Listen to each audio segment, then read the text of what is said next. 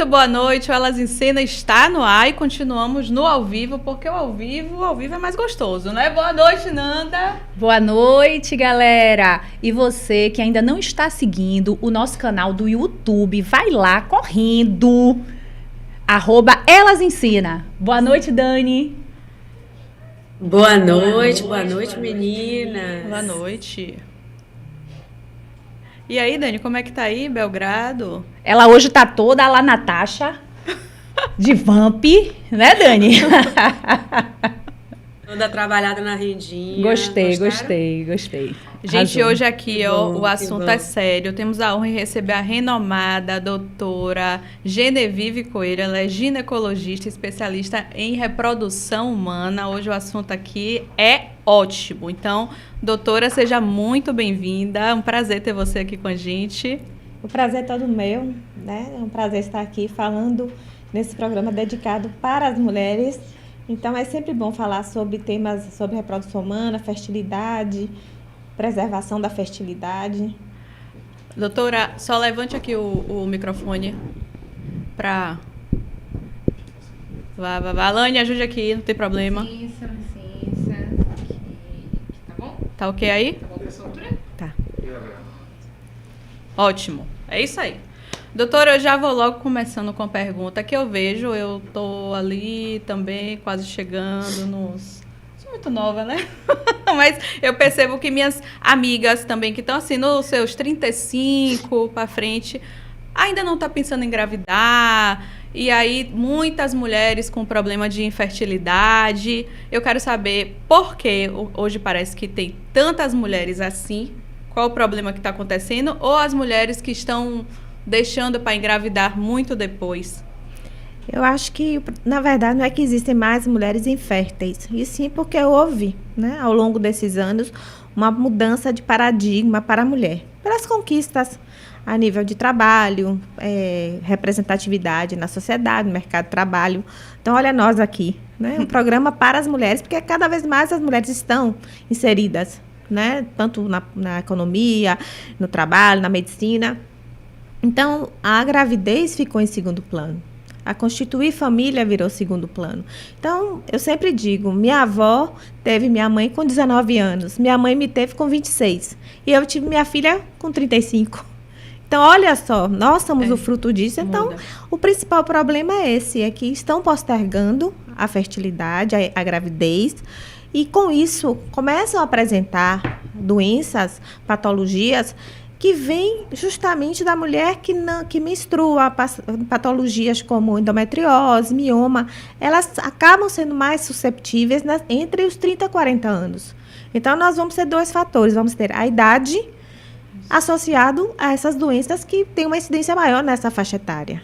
E falando de idade, com qual idade a fertilidade feminina começa a cair? Eu diria que, assim, o auge da fertilidade, se eu fosse comentar, assim, quando é que a mulher nasceu para procriar. E é o auge da nossa fertilidade entre os 20 e 30 anos. É o auge. Só que quase ninguém quer engravidar com 20 e 30 anos. Hoje, né? Ninguém. Mas é onde o óvulo está tinindo, né? Triscou, pegou, como falam. Então... Eu concordo com você, doutora. Acho que as prioridades mudaram, né? E acho que é uma preocupação para as mulheres que usam anticoncepcional, hormônio, chip da beleza. Eu queria saber se isso afeta muito a fertilidade feminina. Eu tenho muito paciente, né? Muitas mulheres que vão congelar óvulos e usaram ou usam o chip da beleza, por exemplo, que nada mais é do que um hormônio. E não existem estudos conclusivos mostrando que isso impacta positivamente ou negativamente na fertilidade. Então, eu não posso dizer se isso impacta. O que eu vejo bastante, isso a gente pode falar com muita tranquilidade, é que não há informação para aquela mulher jovem que vai colocar um chip da beleza. Então, uma mulher com 30 anos que vai colocar o chip da beleza, ela precisa ser avaliada quanto à fertilidade dela. Ver se ela tem uma boa reserva ovariana, porque quem usa o chip da beleza não vai usar apenas por um ano. Às vezes usa por 2, 3, 4. Então, a mulher usa com 33 anos o chip da beleza e Quando vai ver, 36 anos, já tem 3, 4, 5 anos usando. Então, e nesse período, a gente não sabe como é que vai se comportar o ovário da mulher. Então, o que eu recomendo quem usa é faça uma avaliação da fertilidade, da reserva ovariana. Se ela, algumas mulheres, ela estiver baixa ou tendendo a estar baixa, ela busque um aconselhamento reprodutivo. Boa. Pois é, falando nisso, doutora, eu vou fazer exatamente essa pergunta, mais ou menos. Uma pergunta que toda mulher que tem mais de 30 anos, que deseja ser mãe, deveria fazer a sua ginecologista. Quais são os exames que conseguem mapear essa reserva ovariana hoje? Os exames cada vez mais acessíveis, que antes não eram, são 2, tá? Uma é um exame de sangue, que é simples, chama-se hormônio antimuleriano. Esse hormônio só é produzido pelos ovários, pelos folículos dentro dos ovários. Então, é um exame simples, que você pode avaliar. E o outro exame é um ultrassom, onde a gente pode avaliar a quantidade de folículos que mês a mês são recrutados pelos ovários. Então, não é um exame difícil, não é um exame oneroso. E 20% das mulheres, mesmo que não estejam usando nada, tem a reserva baixa. Isso é uma coisa natural, tem a reserva baixa. Então, se elas têm a reserva baixa, essas mulheres precisam ou congelar ou fazerem um aconselhamento reprodutivo. Então, não é um exame caro. Entendi. Só são 2 exames, né, doutora? Que bacana. Pode resolver isso, né? Exatamente, que pode esclarecer. Com 2 exames a gente esclarece. Ótimo. E sobre congelamento de óvulos, existe, assim, um percentual de sucesso e com qual idade ainda é interessante, ou qual a idade ideal de se fazer, ou não tem idade, tem que fazer realmente o exame? Na verdade, o ideal é que faça antes dos 40. Porque eu sei que é difícil, né, para nós mulheres, porque quem tem 40 não se sente com 40. Eu digo sempre que o 40 são os 30. Eu falo isso e também. os 50 são os 40. Isso Então, mesmo. é difícil, às vezes, a gente ficar falando dessas coisas, né? Porque, com certeza, que nossas avós aos 40 não eram as mulheres de hoje, né? De hoje, das 40 e das 50, né? Então, mas abaixo dos 40, infelizmente, o ovário ainda não aprendeu isso. E existe, rapidinho, um percentual de sucesso para o congelamento de óvulos? Existe, já tem trabalho. O congelamento já é feito há quase 20 anos. Então, já é uma técnica bem estabelecida, reconhecida. E quando ela é feita com uma boa quantidade de óvulos em mulheres jovens, ele tem quase 70% de chance dessas mulheres engravidarem. Eu tenho histórias lindas, né? De mulheres que congelaram e aí com 45 conheceram o parceiro adequado. Então, sempre tem histórias bonitas. Legal.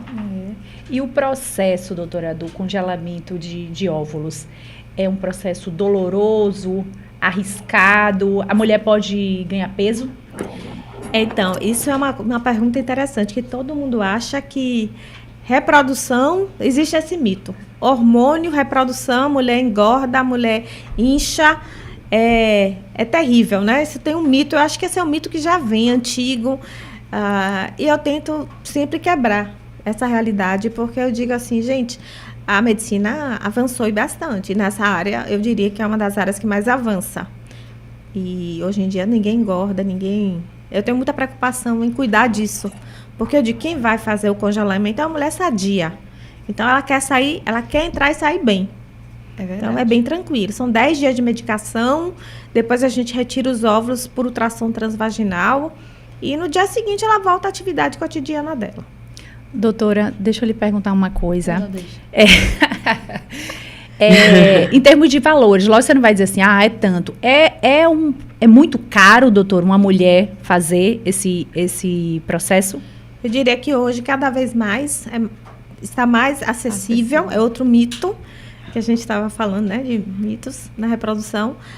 Hoje em dia, não passa um congelamento de, não sei, mais de 15 a 6 mil, não passa disso.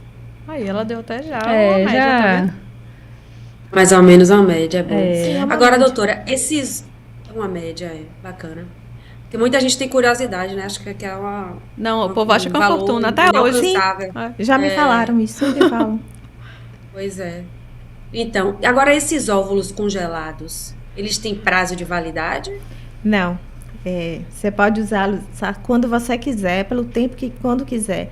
Então, eu tenho mulheres que vieram buscar 10 anos depois. Ele não tem...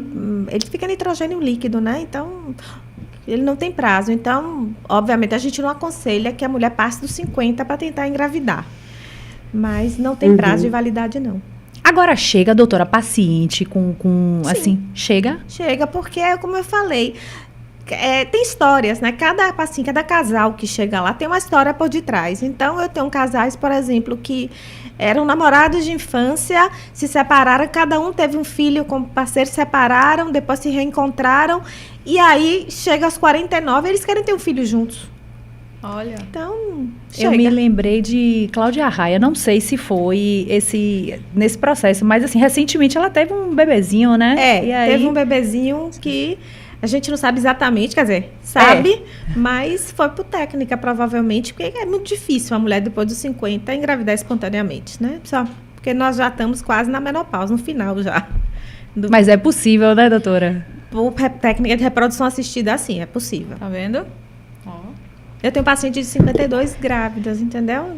Muitas vezes com Caramba. banco de óvulos. Banco de óvulos. Que maravilha. Funciona muito bem. Então, aquela mulher que nunca teve um filho e encontrou um parceiro. O processo de adoção hoje no Brasil é muito complicado. Então, não é tão fácil. Então, um banco de óvulos, você vai gestar, você vai ser... o material, o espermatozoide vai ser do parceiro. Então, você vai ser mãe. Que no final é isso que elas querem, todas queremos, né? Realizar esse sonho, que é maravilhoso, né? Eu vou ler uma pergunta aqui que foi que eu recebi. Congelar óvulos ou congelar embriões? Qual é a diferença real para quem está em um relacionamento e quando faz mais sentido optar por um ou por outro?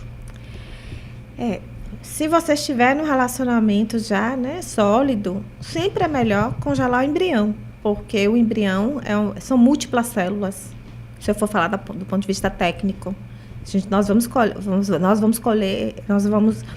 congelar um embrião que tem já mais de 100 células. E o óvulo é uma célula única que você vai congelar. Então, nós nunca sabemos, não temos certeza se aquela célula vai virar um embrião. Então, você vai congelar 10, 12 óvulos, nem todos vão virar embriões. Porém, quando você congela o embrião, você tem certeza que aquele ali, embrião, já se formou um embrião e que ele tem uma porcentagem grande de ser transferido.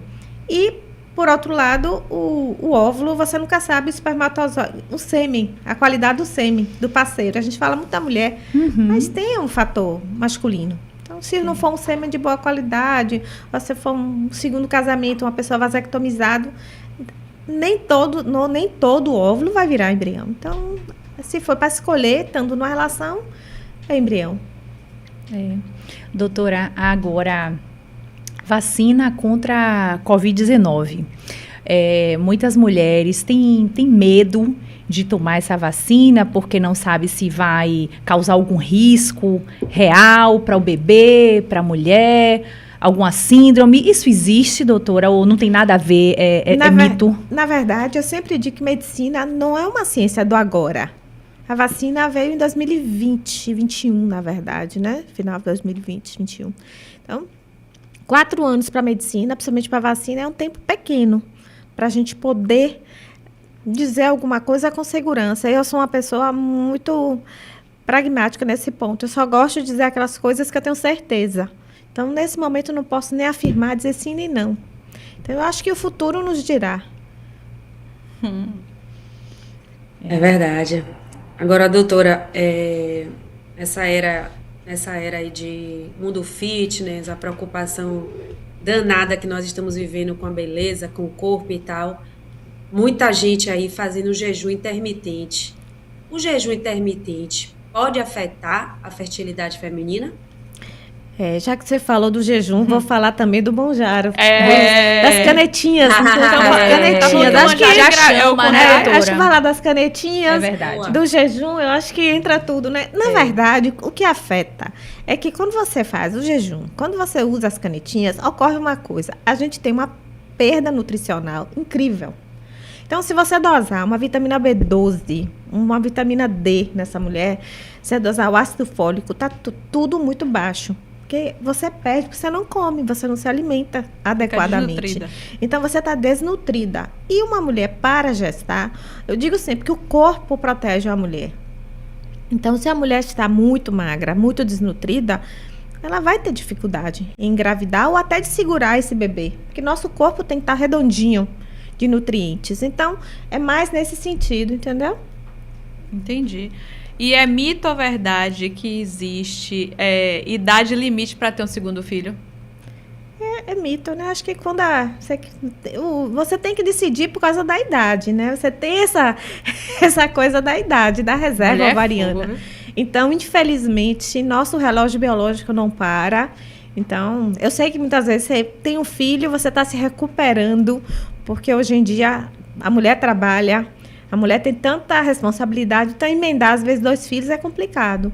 Mas se eu tivesse que recomendar, eu digo sempre, tente ter logo.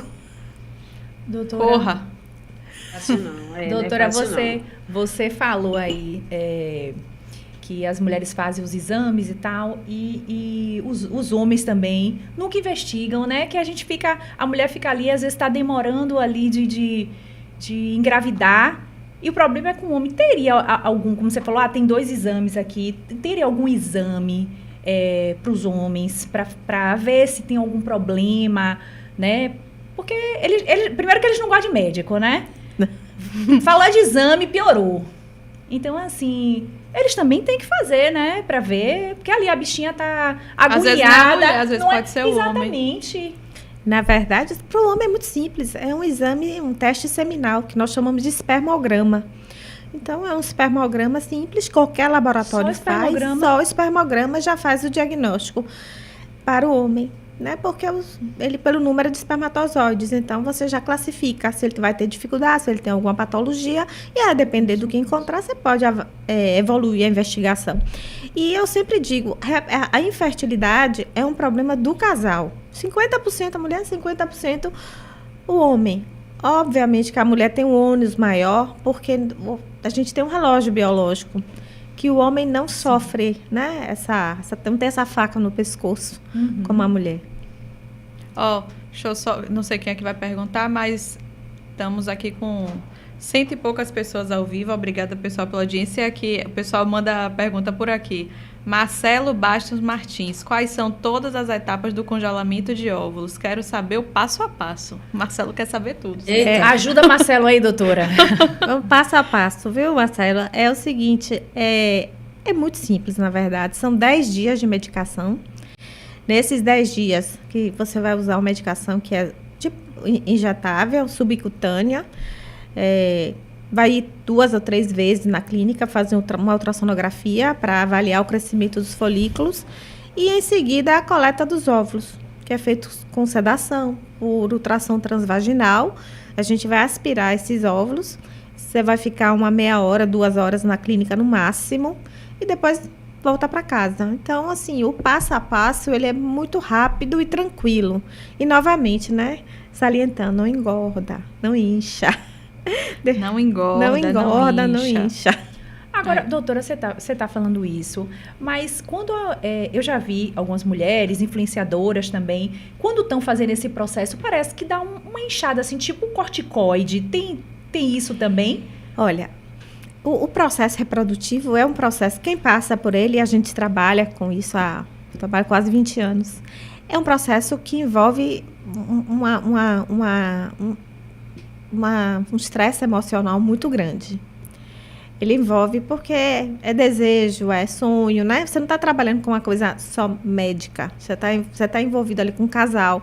Então, eu acho assim, o hormônio, ele pode inchar, mas ninguém consegue fazer dieta quando está nisso. Eu até digo, não faça. Você está com vontade de comer sua torta, vá lá e coma a sua tortinha, sabe? Relaxe, porque... Então, as pessoas saem da dieta até... Mas, assim, tem algumas, eu não vou dizer, mas existe um percentual que pode ficar um pouco mais inchadinho, mas é só naquele período.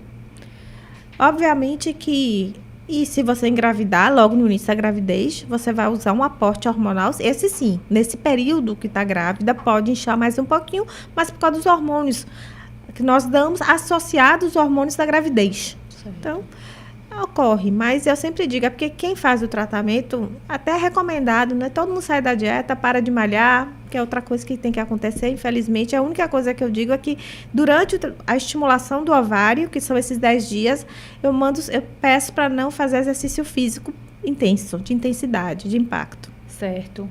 Doutora, e quais são os riscos de uma mulher de 35, 40 que engravidar? Ou depois?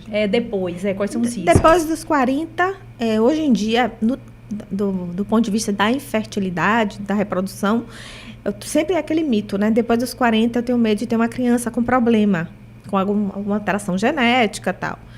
Mas hoje nós temos estudo genético, nós fazemos de rotina nas mulheres após os 40. A gente faz o estudo genético, então a gente analisa os embriões e vê se tem alguma alteração genética que pode ser do tipo síndrome de Down e outras correlatas, né, associadas à idade da mulher. Depois dos 40, esse risco aumenta. Então, nós já fazemos o estudo dos embriões. Essa tecnologia existe e cada vez mais você está avançando na área da genética com a interface na reprodução.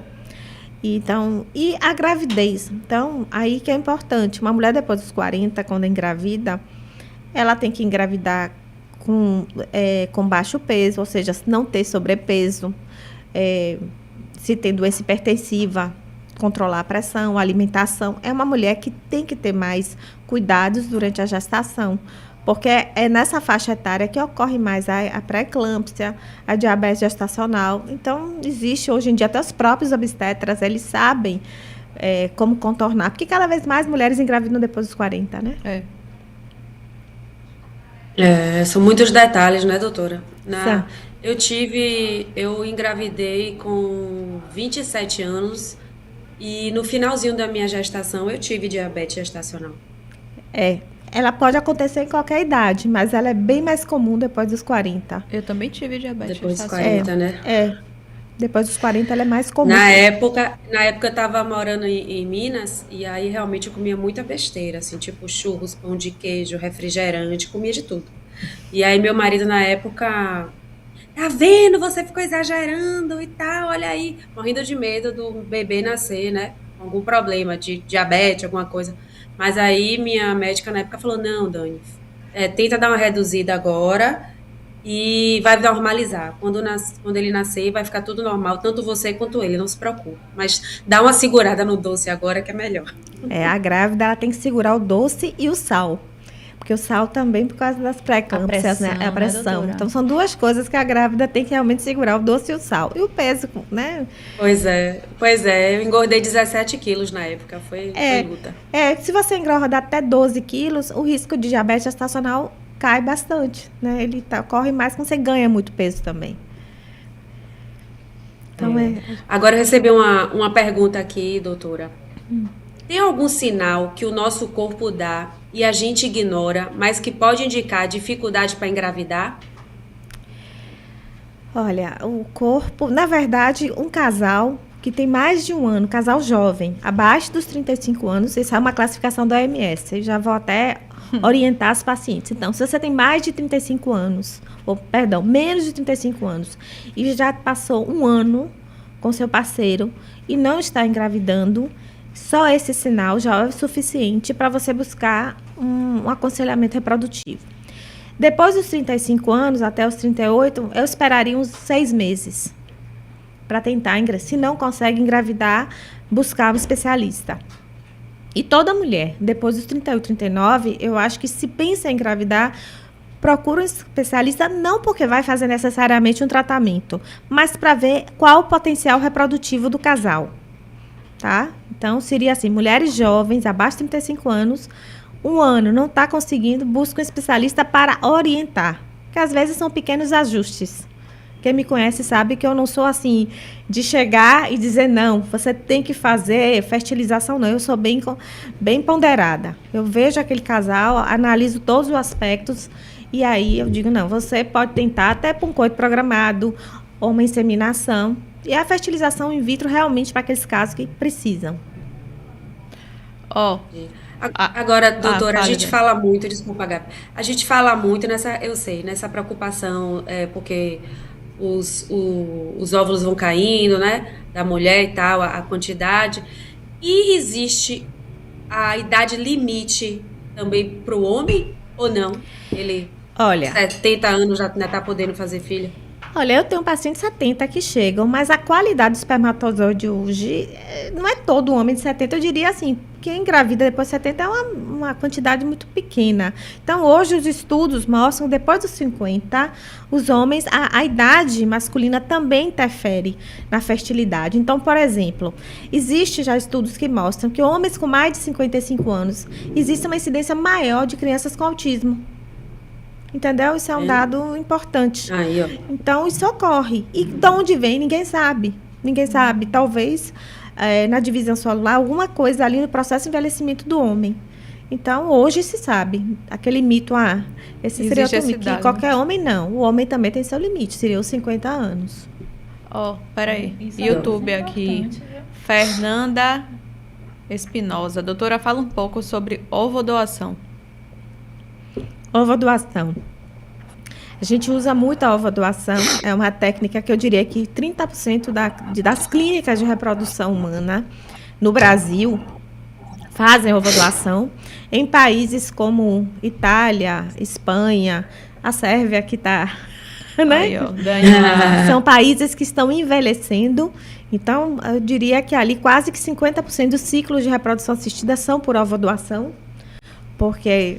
essa população já chega no consultório para ter filho depois dos 40, 42. Então, são situações onde há mulher que não possui óvulos ou mulheres jovens que entram na menopausa precoce, que ocorre isso também. Elas recorrem à ovodoação, onde você coloca um banco de óvulos. Né? Esse banco ele tem todo um critério já estandarizado pela Anvisa. Então, a Anvisa tem os critérios que nós temos que obedecer, que é uma triagem da doadora com exames genéticos, sorológicos, um teste psicológico. E uma vez que essa pessoa está apta, nós pareamos o grupo sanguíneo, as características físicas, a altura, peso, tudo para que esses óvulos sejam doados para uma receptora compatível. Entendi. Outra aqui do YouTube. O pessoal tá uma consulta aqui no YouTube. Que bom, Tenho que bom. 50 anos. Posso fazer tratamento para engravidar? Pode. Como dizes, Faz o exame. Faz o exame, mas assim, a gente tem uma gama, né? Então, tem a fertilização, tem a ovodoação. É o que se encaixa no perfil. A gente precisa avaliar, mas pode. Hoje em dia, o céu é o limite. Né? A idade é o limite. Não tem limite, vendo? né? A idade não tem limite para você engravidar. Até qual idade você faz tratamento para engravidar as mulheres? Olha, no Brasil não existe, alguns países já têm uma data limite. Por exemplo, a Itália, a Europa, a maior parte das clínicas são 50 anos. No Brasil, o Conselho Federal diz o seguinte: depois dos 50, leva caso a caso. Por exemplo, se for uma mulher com muita comorbidade, diabetes, pressão alta, essa você tem que pedir, até às vezes eu faço uma carta ao conselho. Ou eu peço uma equipe multidisciplinar para me dizer, olha, essa mulher tem diabetes, pressão alta, eu mando para o especialista ou para o obstetra, para a gente fazer uma avaliação. Então, é caso a caso, mas o ideal é que seja até os 50, máximo 51. Agora, uma pergunta minha aqui. A mulher é considerada infértil após um ano tentando, A mulher jovem, abaixo dos 35 anos, sim. Esse é um conceito da OMS. E, às vezes, existe exemplos de que, na verdade, o estresse e a ansiedade está afetando e depois a mulher consegue engravidar ou não? Olha, a estresse e a ansiedade, eu acho que isso é um problema já da humanidade hoje em dia, né? Quem é que não está estressado? Não tá? O problema é de saber qual o grau de estresse e ansiedade que está levando aquilo. Então, é difícil. Você é mais estressado, o outro não é tão estressado. Então, assim, independente se é ou não, eu tenho pacientes, às vezes, que vão para mim só para saber se está tudo bem. E aí, sai de lá, eu digo, está tudo ótimo. 2, 3 meses depois, engravidam. Entendeu? Então, Às vezes sim, pode ser, precisou daquilo. Às vezes a rotina, né? A rotina é desgastante, quem trabalha. Eu tenho um paciente, às vezes, que um mora num estado, outro mora no outro, só se vê de 15 em 15. Então, tem gente que trabalha muito, só chega em casa de madrugada, tem horários trocados de turnos, etc. Então, são 1000 fatores. O que a gente precisa, assim, avaliar e tentar dar tranquilidade para o casal. Nanda, faça aqui. Mas eu acho que você dizendo, doutora, tá tudo bem. Eu acho que, né? Já tranquiliza. O casal já. Tranquiliza. Sim, sim. O pessoal mandou uma pergunta aqui, ó. Aqui e aqui. Faça alguma dessas aí que... Senão eu vou ficar fazendo todas de... Doutora, quais são os tratamentos disponíveis para infertilidade? Hoje em dia são... Vamos começar com o mais simples, que é o coito programado, a inseminação. Naqueles casais jovens que... estão assim, tão um pouco estressados e estão querendo que eu dê um empurrãozinho. Eu digo que é o tratamento do empurrãozinho. Talvez nem precisasse de mim. Mas aí eu dou um empurrãozinho, vejo o período mais fértil e tal. E tem a fertilização in vitro, que é realmente a técnica de alta complexidade, que nós vamos retirar os óvulos, fecundar no laboratório, formar o embrião. E esse embriãozinho formado, na junção do óvulo e do espermatozoide, vamos colocar no útero. Ou, muitas vezes, se a mulher tem mais de 40 anos, vamos fazer estudo genético. Então, esse já é a fertilização in vitro. Pode ser com ou sem estudo genético. O congelamento de óvulos, que hoje em dia ocupa um espaço grande. Hoje, 30% da nossa clínica é de mulheres que vão congelar os óvulos. E mais ou menos de que idade? Olha, eu fiz um levantamento, a idade média ainda na nossa clínica é de 35. Eu acho que todas esperam o limite, né? Para encontrar alguém, não encontrou, fica com medo e vai congelar, entendeu? Congela, para garantir. Para garantir.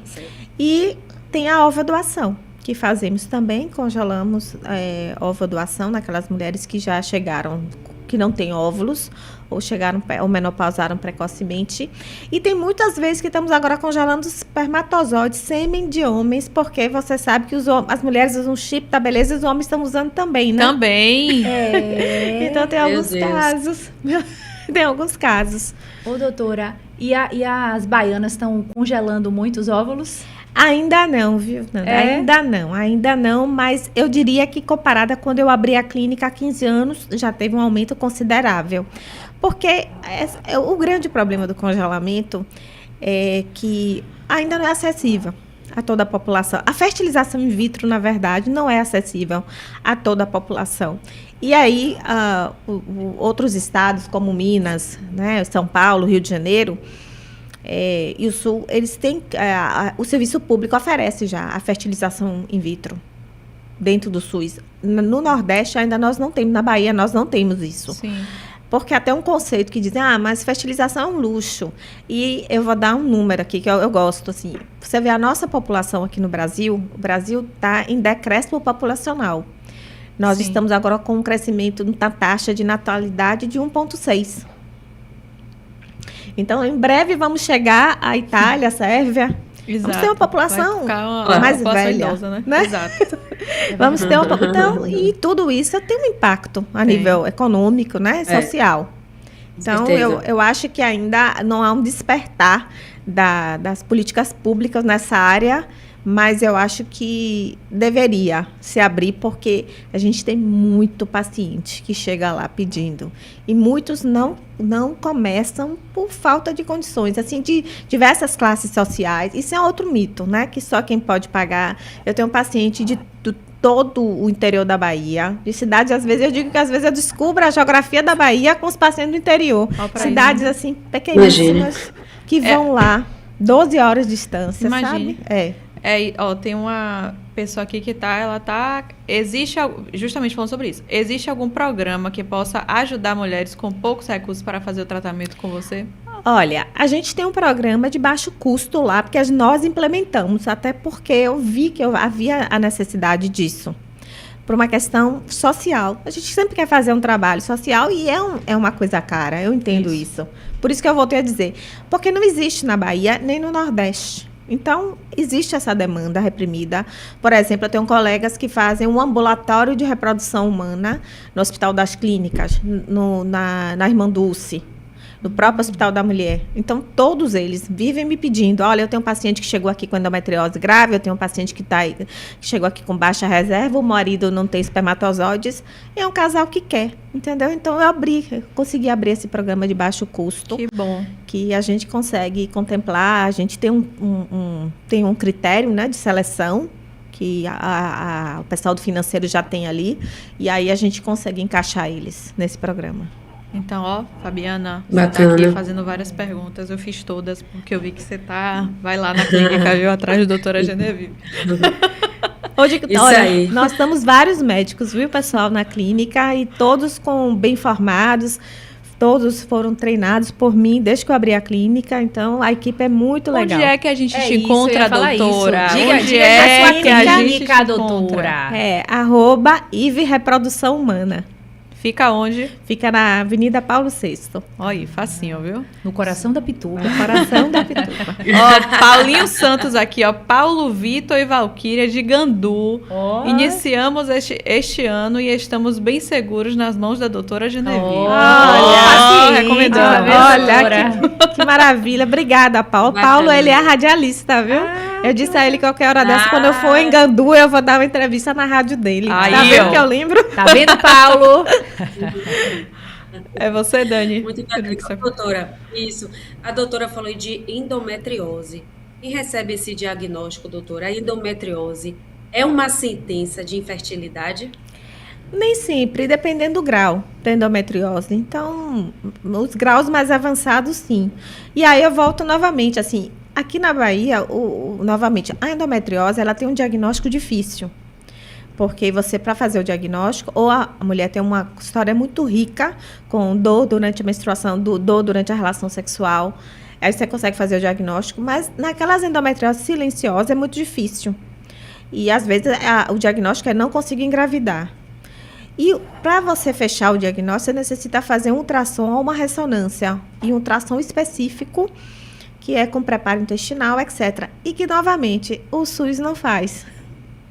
Então, hoje nós temos um ambulatório de endometriose e nós temos uma incidência altíssima de endometriose. Eu posso dizer que 40% de incidência nas mulheres depois dos 30 anos. Caramba. E nós não temos um serviço público que faça.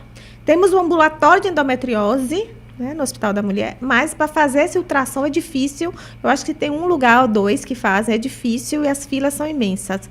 E há uma população aí em fila de espera bastante, viu, grande. Então, essas mulheres, você não pode deixar a mulher chegar no grau extremo da endometriose, que aí sim ela vai ter dificuldade em engravidar. Sabe aqui Entendi. também. Agora, só para ficar bem vá, claro, Dani. doutora, para ficar bem claro ainda nessa pergunta, quais são os sintomas, assim, fatídicos, para a pessoa falar assim, eu tenho uma endometriose com certeza? Olha, a endometriose, a clássico, é a dor extrema na menstruação. Aquela que não melhora com nada. Que não Cólica. cólica intensa, Imagina. que você não consegue levantar da cama, sabe? Você sofre durante a menstruação, não quer trabalhar. E não fica à vontade, sabe? Essa é o primeiro sintoma. Segundo, uma dor na relação sexual. Então, a gente chama isso de dispareunia. Pode chamar muitos familiares. Se sua mãe teve, sua irmã tem, você tem um risco de ter uma incidência aumentada na família de endometriose. Meninas jovens, né? Meninas que menstruam, que nos primeiros meses, quem começa a menstruar, realmente a menstruação é abundante. Mas com o passar do tempo, ela começa a diminuir, mas naquelas mulheres que não diminuem a menstruação, a quantidade, e as cólicas persistem desde a adolescência, esse é outro sintoma da endometriose. Cólicas persistentes desde a adolescência. Então, são os adolescentes que devem fazer uma investigação. E essa, por exemplo, na adolescência, que muitas são virgens, não tem relação sexual, tem que fazer uma ressonância da pelve em vez da ultrassonografia. Então, tem uma demanda bem grande e realmente, assim, o diagnóstico é através desses dois exames, ou da ressonância ou da ultrassom específica para endometriose profunda. Ô, doutora, e o que é que você vê no seu consultório que mais te assusta no comportamento das mulheres em relação à própria fertilidade? Na verdade, assim, hoje em dia, depois de quase 20 anos de profissão, nada mais me assusta, viu? É muita coisa, Mas né, o que é doutora? que já- entendeu? Mas, assim, Uma das coisas que eu digo assim, que o problema da fertilidade é de cada pessoa. Então, é muito difícil, não é que me assusta, mas é que é muito difícil a gente levar a parte emocional. E essa é uma coisa que a gente tem que andar junto. A gente que lida com reprodução, às vezes a demanda emocional do casal ou da mulher é muito maior, que às vezes até da complexidade técnica. Às vezes, para mim, porque estou do lado de cá, tecnicamente eu sei que vai ser fácil, mas às vezes o lado emocional do casal é tão complexo que às vezes e tem muita coisa que a gente não sabe por que está por detrás disso, né? Como é a relação do casal, o que está envolvido. Então, para mim, essa é uma das coisas que a gente tem que ter cuidado, e cada vez mais a gente vê que o casal que vai para um tratamento, ele tem que estar, a primeira coisa, ele tem que estar bem entre eles. Então, a gente, muitas vezes, no meio do tratamento, eu vejo casal que se separa. Imagine. Entendeu? Eu já tive Oh, meu Deus. Casal vai transferir o embrião, de repente se separou. Então, isso é uma coisa que me assusta ainda. Doutora, a consulta, então, é com o casal? Sempre com o casal. Quando sim, é com o casal. Eu sempre digo. É porque os dois têm que estar de acordo, né?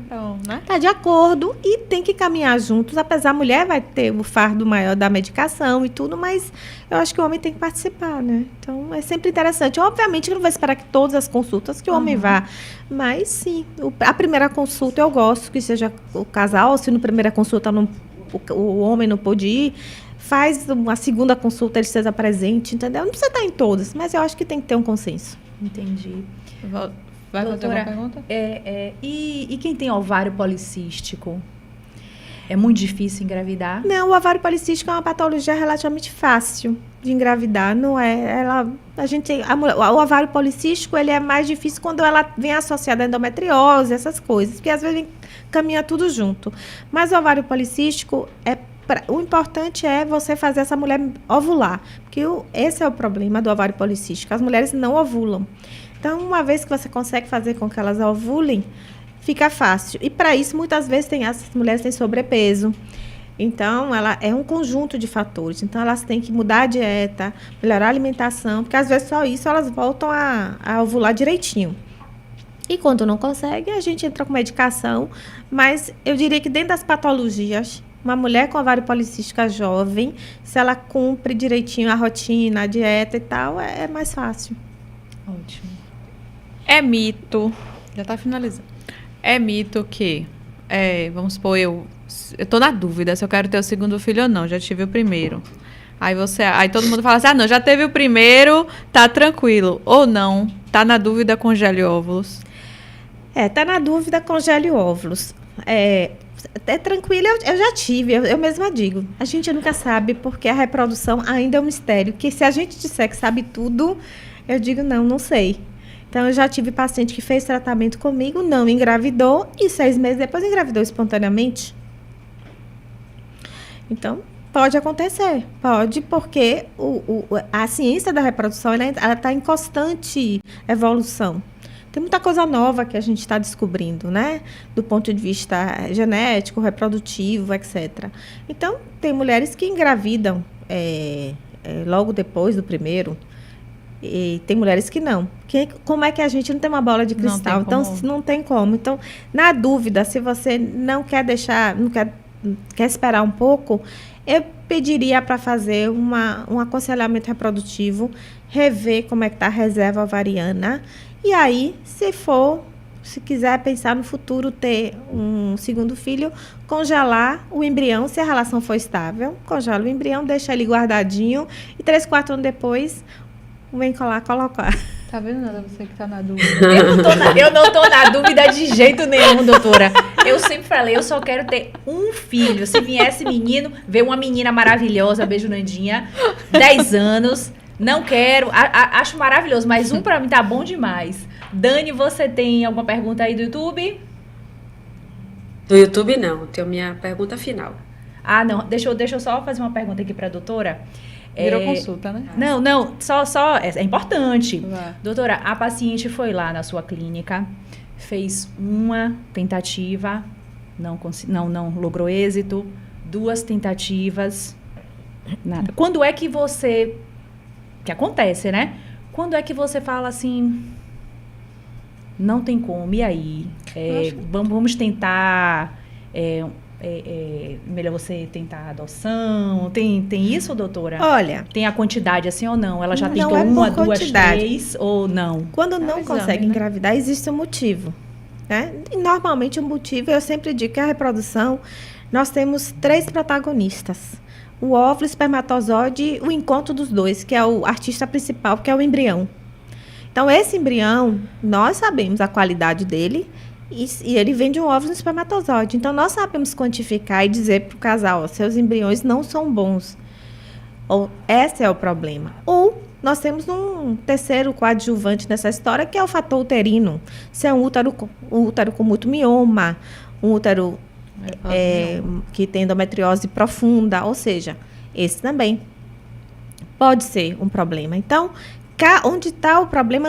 Quando a primeira vez não conseguiu engravidar, e quem é meu paciente sabe que eu sou até assim, eu digo, olha, gente, a gente tem um embrião, colocou, mas ele é um embrião assim, assado, ele se comportou assim, e o problema está aqui. Mas aí eu digo sempre, então assim, no segunda tentativa, às vezes o embrião é melhor, porque são óvulos diferentes, são espermatozoides diferentes. Porém, se depois de 2 ciclos as coisas não andam, por exemplo, a mulher de 40, muitas vezes ela vai conseguir com a ovodoação. Então, você sugere uma ovodoação. Entendi. Entendeu? Às vezes é um espermatozoide que é muito ruim, que às vezes é uma vasectomia, a gente tem que tirar do testículo. Não vai conseguir, a gente forma até o embrião. Mas aquele embrião não está apto a ser, a vir a ser um filho, não um feto, e evoluir. Então, não evolui, simplesmente não vai engravidar. Então, às vezes, a gente aconselha um banco de sêmen. Então, é muito difícil. Eu só aconselho a adoção realmente quando a mulher não tem útero. Mesmo assim, você pode fazer a barriga solidária com parentes de até 4º grau. Explica melhor isso aí. A barriga solidária... É interessante, doutora. A barriga solidária antigamente se chamava de barriga de aluguel, mas hoje em dia... Barriga de aluguel. De aluguel. Mas hoje a gente tem um nome mais bonito, que é barriga solidária. É quando a mulher, por exemplo, eu tenho um paciente que fez uma esterectomia por miomas, ou tem um útero muito miomatoso. Então, ela não tem útero, então alguém da família vai ceder o útero para a gente colocar o embrião daquele casal. Então, isso é uma técnica permitida em poucos países. Aqui no Brasil é permitido? Brasil é permitido, com parentes até do 4º grau. Na Ucrânia, você poderia pagar uma mulher para ser sua barriga solidária, a Ucrânia, mas agora com a guerra parou. Difícil. E nos Estados Unidos você pode pagar e fazer lá uma barriga paga. No Brasil, não. No Brasil tem pelo Conselho Federal de Medicina, com parentes até o 4º grau. Então, nós fazemos muitos, por exemplo, em casais homoafetivos do sexo masculino, sim, onde a gente usa um óvulo de uma doadora com sêmen de um dos parceiros e colocamos no familiar, né? A barriga solidária é um parente de algum deles. Uhum. Então, isso acontece muito. Mas o óvulo é de uma doadora desconhecida. Por lei, é desconhecida. No Brasil, hoje, a doação pode ser feita também por parentes até 4º grau. Então, por exemplo, você tem uma irmã, você não tem óvulos, tem uma irmã mais jovem, que você quer que ceda os óvulos, pode. Entendeu? Então, entendi. Pode. Então, no Brasil, isso também foi liberado, acho que uns 5 anos atrás. É um dos países também poucos que é liberado. Então, a gente faz bastante também, barriga solidária. Que ótimo, eu não sabia. Não, eu sei que tem a barriga. Eu não sabia que tinha barriga solidária aqui, não. Existe a barriga solidária. Que ótimo. Existe banco de óvulos na clínica? Sim. Existe, sim, claro. Tem várias pessoas aqui elogiando a doutora. Obrigada. Falando um bocado de... Deixa eu ver aqui. Gabriele, tô perdida, eu ia te abusar aí, dizendo que eu doei aí o óvulo, viu? Porque sua filha é minha cara. Daniele acha a Vicky igual a ela, só doutora, ela que acha. A filha dela ela é a cara do meu filho. Então, eu olhei a foto, viu? Eu olhei a foto, é uma bebê fofa, mas ainda não consegui definir direito, não. Todo mundo acho que encontra com ela da família, ela parece com pessoa. Eu falei, eu nunca vi uma bebê pra parecer com tanta gente, mas tudo bem. Vi que parece todo mundo. Eu acho que doei o óvulo pra Gabriela tá respondendo. Eu acho que não, hein? Eu acho também que não. Vá, Dani. Não, deixa eu dar só aqui para o pessoal. Não, é porque o pessoal gosta, né, do alô. E tem várias pessoas aqui elogiando a doutora. Dani Luiz, eu acho que é sua amiga aí de Belgrado. Tá Luísa, aqui. sim. Dina Cardoso, Joel, meu marido tá aqui vendo a gente. Marcelo Bastos, Paulinho que falou. Fernanda Espinosa, eu acho que eu tô precisando usar óculos. Te elogiou aqui de novo. Parabéns, doutora Genevieve, pelos esclarecimentos e pela forma tão simples de explicar as coisas. Estive na IVE segunda-feira com o doutor Aguinaldo. Na fé que tudo vai dar certo. Tudo vai dar certo. Vai dar certo, com certeza. Fabiana Gaurão. Quem mais aqui, gente? Eu não quero perder as pessoas aqui, não, mas... Não, a gente está com 148 pessoas aqui. Manuel Souza, passando para reconhecer a importância desse debate. Muito top, parabéns. Boa noite, Manuel. E é isso aí, Dani, prossiga aí. E se tiverem mais alguma pergunta... Então, doutora, que conselho você daria para a mulher que tem mais de 30 anos e que deseja ser mãe um dia? Olha, eu acho que dentro da rotina ginecológica, para toda mãe, para toda mulher, depois dos 30 anos, eu acredito que deve fazer uma avaliação da reserva ovariana. Independente se você quer ou não quer engravidar, faça, porque essa decisão tem que ser sua. Você não pode deixar o tempo decidir por você. Então, a melhor época de congelar é abaixo dos 35 anos. Faça, pelo menos, para você ter uma ideia de como está se comportando a sua reserva ovariana, a sua fertilidade. Então, esse é o conselho que eu daria às mulheres jovens. Porque eu sei que nessa idade ninguém está pensando em ter filhos, mas é importante fazer essa avaliação. Todo mundo fica na cabeça que tudo pode, né? Que nada vai acontecer, aí na hora fica o estresse. Eu vi até uma influencer, blogueira Stephanie, postando exatamente isso, que tem deu um ano que está tentando e está... E não consegue. Eu acho que quando você é jovem, né? Eu falo isso, já fui também, né? Já fui mais jovem. Super jovem. A gente acha que nós somos indestrutíveis, que a beleza nunca vai acabar, que os óvulos nunca vão acabar, que nós somos indestrutíveis. E a gente sabe que o tempo passa. A gente hoje em dia tem os tratamentos estéticos que ajudam, mas infelizmente a reprodução ainda não consegue criar novos óvulos na mulher. Talvez chegaremos lá daqui a 10 anos. Conseguir gerar novos óvulos, mas por enquanto não. Então, não existe um botox no ovário ainda. Então, eu sugiro que realmente a gente faça um aconselhamento reprodutivo. Doutora Genevieve deu seu recado. Quer deixar mais algum recado, doutora? Foi um prazer, adorei participar desse podcast dedicado às mulheres. Gostei demais. Obrigada. Muito bem, doutora Nanda, mais alguma perguntinha? Não, já perguntei direito. Vai lá fazer seu exame, porque você ainda vai ter seu segundo filho, Dani. Não quero não, doutora, não quero não. Tá aí, eu sempre fui a única, doutora, que sempre falei lá em casa, eu só quero um. Daniela falava que queria 2, Gabriela falava que queria 10. Eu estou encantada, eu quero vários. Filhos. Eu acho que o marido do Joel quer 10, viu? Não sei se Gabriele Eu não sei se vai pro segundo, mas eu sempre falei que era um filho. É porque hoje são as famílias de filho único, né? Daniela também tem só um filho. Aqui é um também. Tá vendo, doutora? As famílias de filho único. Mas a gente considera, doutora, que os primos são os nossos filhos. Os primos. Então, eu considero que as meninas aí, as 2 meninas, são minhas filhas também. Estou realizada já. Exato. É isso. Vamos ver se vai ter mais alguma surpresa por aí. Gente, é isso. Vocês, mulheres, vão lá na clínica IVE e faça seus exames, veja como é que tá tudo direitinho, para quando chegar na hora que quiser ter filho, não é isso? Realize não ter problema, sonho, ok? E vai dar tudo certo. Ficamos por aqui. Obrigada, doutora. Adoramos esse episódio. Doutora. Foi ótimo. Até a próxima. Obrigada, doutora. Tchau. Pera aí, Igor, não feche. O quê? Gente, um agradecimento ao Home Sushi Home. Chama pra cá, tá vendo? O nosso sushi, do coração. Hoje, novamente, com o Home Sushi Home, nosso sushi maravilhoso, que é delivery, e nossos seguidores, 10% de desconto. Você é do Machan, esquecer, viu? Pois é. Até a próxima, pessoal. Tchau.